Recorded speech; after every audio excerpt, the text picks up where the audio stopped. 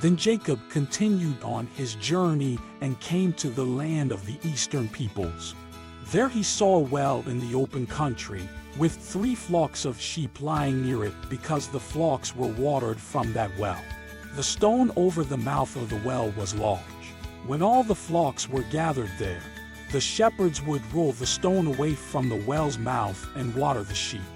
Then they would return the stone to its place over the mouth of the well. Jacob asked the shepherds, "My brothers, where are you from?" "We're from Haran," they replied. He said to them, "Do you know Laban, Nahor's grandson?" "Yes, we know him," they answered. Then Jacob asked them, "Is he well?" "Yes, he is," they said, "and here comes his daughter Rachel with the sheep." "Look," he said, "the sun is still hot. It is not time for the flocks to be gathered. Water the sheep and take them back to pasture." "We can't," they replied, "until all the flocks are gathered and the stone has been rolled away from the mouth of the well. Then we will water the sheep."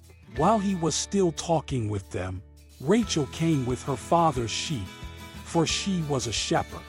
When Jacob saw Rachel, daughter of his uncle Laban, and Laban's sheep, he went over and rolled the stone away from the mouth of the well and watered his uncle's sheep.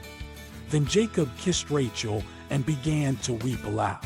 He had told Rachel that he was a relative of her father and a son of Rebekah. So she ran and told her father. As soon as Laban heard the news about Jacob, his sister's son, he hurried to meet him. He embraced him and kissed him and brought him to his home. And there Jacob told him all these things. Then Laban said to him, "You are my own flesh and blood." After Jacob had stayed with him for a whole month, Laban said to him, "Just because you are a relative of mine, should you work for me for nothing? Tell me what your wages should be." Now Laban had 2 daughters. The name of the older was Leah, and the name of the younger was Rachel. Leah had weak eyes, but Rachel had a lovely figure and was beautiful. Jacob was in love with Rachel and said, "I'll work for you 7 years in return for your younger daughter Rachel." Laban said, "It's better that I give her to you than to some other man. Stay here with me." So Jacob served 7 years to get Rachel, but they seemed like only a few days to him because of his love for her. Then Jacob said to Laban, "Give me my wife. My time is completed, and I want to make love to her." So Laban brought together all the people of the place and gave a feast. But when evening came, he took his daughter Leah and brought her to Jacob, and Jacob made love to her. And Laban gave his servant Zilpah to his daughter as her attendant. When morning came, there was Leah. So Jacob said to Laban, "What is this you have done to me? I served you for Rachel, didn't I? Why have you deceived me?" Laban replied, "It is not our custom here to give the younger daughter in marriage before the older one. Finish this daughter's bridal week. Then we will give you the younger one also, in return for another 7 years of work." And Jacob did so.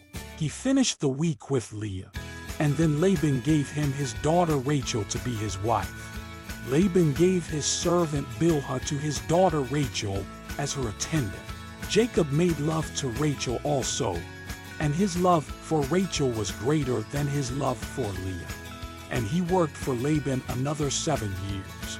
When the Lord saw that Leah was not loved, he enabled her to conceive, but Rachel remained childless. Leah became pregnant and gave birth to a son.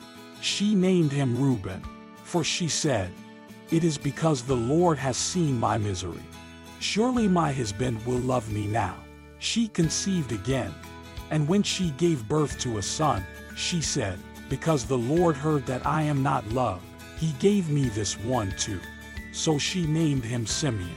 Again she conceived, and when she gave birth to a son, she said, "Now at last my husband will become attached to me because I have borne him 3 sons." So he was named Levi. She conceived again, and when she gave birth to a son, she said, "This time I will praise the Lord." So she named him Judah. Then she stopped having children.